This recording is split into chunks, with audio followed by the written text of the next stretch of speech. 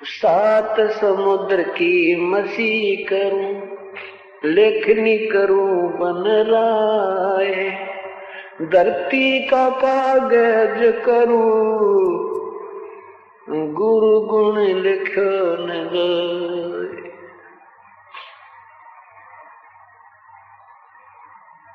परमेश्वर के पाने का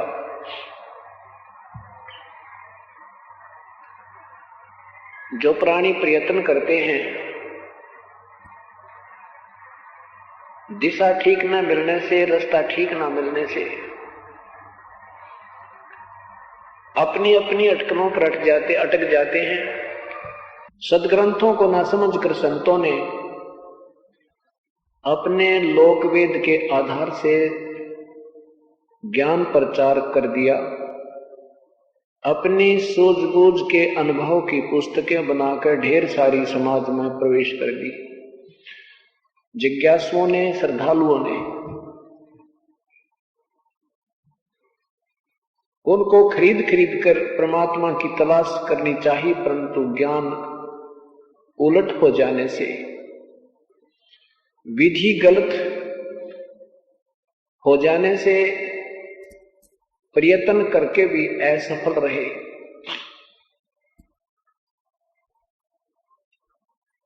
परमात्मा के पाने का सबसे पहला तरीका, पहली कड़ी, पहला स्टेप है गुरुजी होने चाहिए। गुरुजी के बिना कोई भी साधना आपकी आध्यात्मिक मार्ग की सफल नहीं हो सकती। वैसे तो व्यवहारिक कार्यों में भी गुरु की आवश्यकताएं पड़ती हैं। तो परमात्मा कहते हैं गुरु वो भी होते हैं जो कोई कारीगरी सिखाता है, कोई अपनी शिक्षा के अक्षर ज्ञान कराता है, वो भी गुरु होते हैं। परंतु जो गुरु परमात्मा से मिलावे वो गुरु, वो वास्तव में गुरु वही होते हैं। गुरु सोए सत ज्ञान, गुरु सोए सत नाम सुनावे, और गुरु कोई काम न आवे। अन्य जो गुरुदेव हैं उनकी यहाँ रोजी रोटी तक ही सीमित है, और वो यहीं छोड़ जाना है, वो आगे काम नहीं आता। उसके लिए हमें आध्यात्मिक पूर्ण गुरु की आवश्यकता पड़ती है। और गुरु पूरा ना मिलने से भी ये भक्ति करता हुआ भी प्राणी असफल रहा। जैसे आज तक पवित्र चारों वेदों को, पवित्र गीता जी को, आध्यात्मिक मार्ग की हर पुण्यात्मा स्वीकार करती है कि इन जैसा सदग्रंथ नहीं है। इनकी आड़ लेकर के, इनका सहयोग लेकर के, इनका नाम लेकर के ऋषियों ने, महर्षियों ने अपने मार्ग प्रशस्त कर दिए, और पुण्यात्माओं ने वेदों का नाम सुना कि वेदों अनुसार मैं साधना बता रहा हूं, वो स्वीकार कर दिया कि वेदों के अनुसार है तो फाइनल है। अब इसमें कितने पंथ हैं, निरंकारी पंथ है, वो भी उनकी पुस्तकों में लिखा है कि हम वेदों अनुसार साधना बता रहे हैं। वेदों का प्रमाण उन्होंने अवश्य दिया है, और अन्य जितने भी संत हैं वो वेदों को सत्य मानते हैं और उन्हीं के अनुसार से अपने मार्ग को समर्थन देते हैं। ऋषि महर्षि कहलागे वो महापुरुष, उन्होंने भी वेदों अनुसार जैसी उनकी सूझबूझ ने काम किया, साधनाएं की, अन्य को भी मार्गदर्शन किया। लेकिन वेद क्या बताना चाहते हैं, वेदों का उद्देश्य क्या है, ये वो ऋषि और महर्षि, ये दुर्वासा जैसे महापुरुष भी नहीं समझ पाए। ये कलयुग के ऋषियों और महर्षियों की तो गिनती किसी खाते में कोई ना। ये तो उआ बाई बांडे, ना वेदों का ज्ञान और ना इनका कोई अपना अनुभव। उन महर्षियों ने श्री वशिष्ठ जी, जिनके श्री राम से हुए, श्री राम को भी उन्होंने ओम नाम दिया था, क्योंकि और उस समय कोई शास्त्र ही नहीं था, ना कोई उपनिषद थे, ना कोई पुराण बना था। और वेदों में ओम नाम है, और वेदों के बोलने वाला प्रभु कहता है कि वो परमात्मा कोई अन्य है, उसकी साधना मैं नहीं जानता, ना वेदों में वर्णित है। उसके लिए किसी तत्वदर्शी संत की तलाश करो, वही आपको मार्गदर्शन करेगा। वो तत्वदर्शी संत मिला नहीं, और ये गुत्थी तत्व ज्ञान की सुलझी नहीं। आज तक उलझी हुई थी ये। परमात्मा आए थे, परमेश्वर ने 600-550 वर्ष पहले यही प्रयत्न किया था। और वो तत्व ज्ञान जो चारों वेदों में, पवित्र चारों वेदों में, पवित्र गीता जी में आज भी विद्यमान है। 550 वर्ष पहले परमात्मा यानी 600 वर्ष पहले प्रभु उसका ज्यों का त्यों वर्णन किया करते थे। लेकिन इन एक संस्कृत के ज्ञाता होने के कारण हमने इनको बहुत ही बड़े आचार्य मान लिया, इनको महर्षि माना और उस तत्व ज्ञान को उस साधारण लैंग्वेज में, सिंपल लैंग्वेज में, साधारण सी भाषा में जो परमात्मा हमें दे गए थे उसको रिजेक्ट करवा दिया। आज भी अगर ये वेदों में समर्थन नहीं मिलता, पवित्र गीता जी सहयोग नहीं देती, 18 पुराण परमात्मा की वाणी से नहीं मिलते, तो कोई नहीं मानता कि कबीर परमात्मा है। आज विवश होना पड़ रहा है बुद्धिजीवी प्राणियों को कि सचमुच ये तत्व ज्ञान, इसी को तत्व ज्ञान कहते हैं। वास्तविक ज्ञान ही यही है। अभी तक ज्ञान हमारे पास नहीं आया था। जिन पुण्यात्माओं ने समाचार पत्रों में लेख पढ़े हैं, उन्होंने प्रार्थना की कि हमें वो पुस्तक भेज दो, उनको मुफ्त पुस्तकें भेजी गई। अब उन्होंने पढ़ पढ़ कर अपने पत्र डाले हैं, उन पत्रों को पढ़ ले आंखों से पानी ना सूखे। कोई कहता मैं 40 साल से भ्रम रहा था, कोई लिखता मैं 20 वर्ष से भटक रहा था। बुद्धिजीवी लोगों ने ये पुस्तकें मंगाई है और उनका निर्णय निकला, वो तो निकाला निर्णय है। गहरी नजर गीता में परमेश्वर का सार संदेश पढ़ना है। निष्कर्ष तो बिल्कुल हर पृष्ठ पर निकला पड़ा है। तो अब वो पश्चाताप कर रहे हैं। भगवान कितने डले डो दिए, कोई संत नहीं छोड़ा, कोई पंथ नहीं छोड़ा, सदग्रंथ बहुत पढ़े, लेकिन जो निर्णय अब मिला है ये तो ऐसे रखा जैसे उंगलियों पर गिनवा रखे, नारे नारे सब्जेक्ट, उनके अध्याय, उनके प्रश्न नंबर। अब वो प्राणी परमात्मा की चाह में घूम रहे थे, रास्ता मिल गया।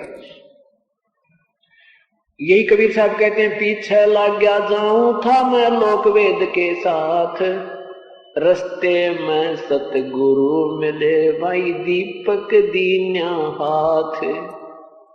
क्या कहते हैं परमात्मा, अपनी महिमा आप पर गावें, दूसरे किस न बताएं।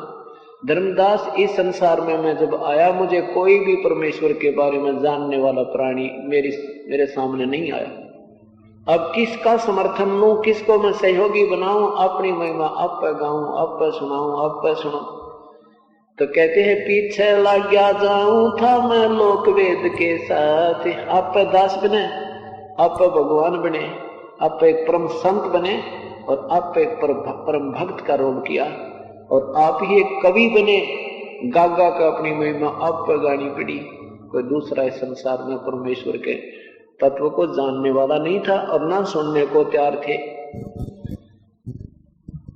लोकवेद क्या होता है? सुना सुनाया ज्ञान, अक्षेत्रीय ज्ञान। जैसे अभी तक ये दास हनुमान पुजारी था, लोकवेद के आधार पर ब्रह्मा विष्णु महेश को सुप्रीम पावर मानते थे और इनके कोई माँ बाप नहीं, ये अजन्मा है, सर्वेश्वर है, महेश्वर है। इस तरह की इनकी जो दंत कथाओं के आधार पर हमने महिमा सुनी थी, इसको लोकवेद कहते हैं। कोई हनुमान पूज रहा है, कोई श्याम जी का पूजा है, किसी का अठम की पूजा है, किसी के छठ की पूजा है, कोई झाड़ो दे जाता है, कोई किताब बेरी की आड़ पकड़ रखी है, इसको लोकवेद कहते हैं। जैसे दास हनुमान पुजारी था, मंगलवार का व्रत 25 वर्ष रखा और 7 बार हनुमान चालीसा डेली कराया करता। श्री कृष्ण का जन्माष्टमी का पाठ व्रत रखना और साथ में फिर गीता जी का नित पाठ। आनंद वैसे रोता रहता था उसको पढ़कर गीता जी को। हालांकि गीता जी में ऐसा कोई मार्मिक शब्द नहीं है जो हृदय में जगह बना दे। एक सीधा सा ज्ञान है और वो ज्ञान भी अनुवादकर्ताओं ने उलट सुलट कर रखा था जैसा भी, लेकिन फिर भी अंदर में प्रेरणा थी परमात्मा की, पिछली कोई कसक थी, वो तो उसको रोज पढ़ते थे और यही मान रखा था कि गीता जी के पाठ मात्र से ही मुक्ति हो जाती है। ये लोक वेद था। ब्रह्मा विष्णु महेश को अजरो अमर बता रखा था, ये लोक वेद था, वास्तविकता नहीं थी। दंत कथा थी, तो इसको लोक वेद कहते हैं। गीता जी के अध्याय नंबर 15 के मंत्र नंबर 18 में लिखा है कि मुझे तो लोक वेद के आधार पर पुरुषोत्तम मानते हैं, क्योंकि मैं 21 ब्रह्मांड में जितने मेरे अंतर्गत प्राणी हैं उन वो चाहे जीवात्मा रूप में है चाहे सथुर शरीर रूप में है, उनसे मैं उत्तम हूँ, तगड़ा हूँ, इसलिए मुझे लोक वेद के आधार पर पुरुषोत्तम मानते हैं। मैं पुरुषोत्तम नहीं हूँ।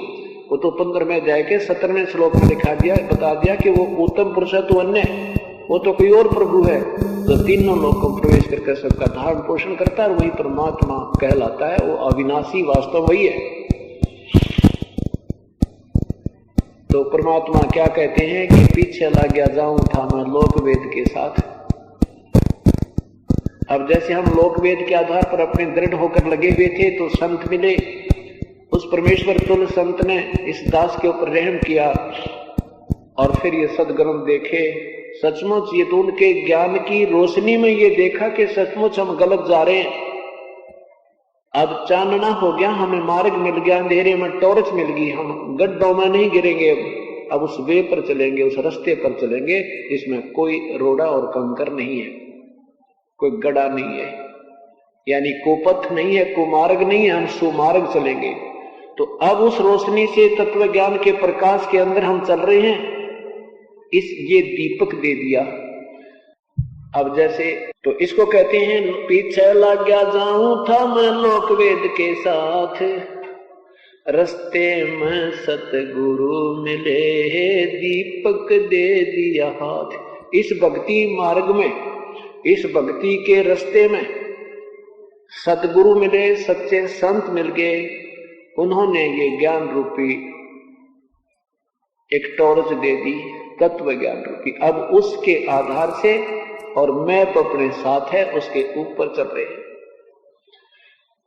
उसके बाद कहते हैं जय सत, अब सतगुरु के उपदेश का लाया एक विचार, जय सतगुरु मिलते नहीं तो जाते नरक द्वार। पहले तो अपना ये एक नशा हो रहा था,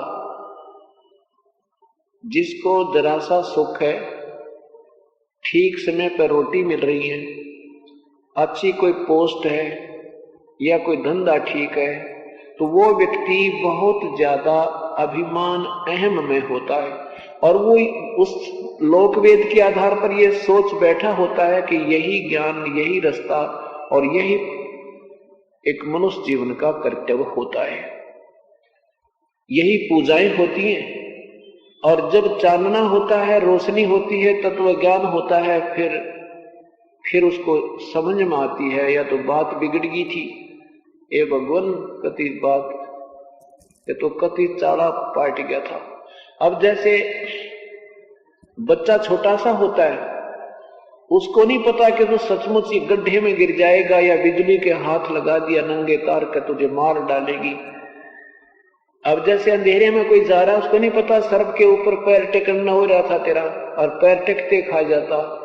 और जिस दिशा में हम जा रहे थे आगे बहुत भयंकर डाकू बैठे थे या कोई भयंकर पशु रहते, ये जानवर रहते थे, और किसी ने रास्ते में आकर रास्ता बता दिया कि ये ठीक नहीं मार्ग, तेरा गलत जा रहे हो, और फिर वापस आ जाओ और फिर 10 आदमी और बताओ कि ये रास्ता तो बहुत भयंकर था, वहां तो इतने पहले मर्डर हो लिए, इस प्रकार कोई व्यक्ति मार दिया उन्हें जंगली जानवरों ने, फिर वो व्यक्ति कितना डरा करे, वो फिर बाद में सोचे भगवान मुझे तो बात बिगड़ गई थी, भला उस व्यक्ति का, भला उस बहन भाई का जिसने हमें रास्ता ठीक बता दिया, नहीं तो सह परिवार मर जाते।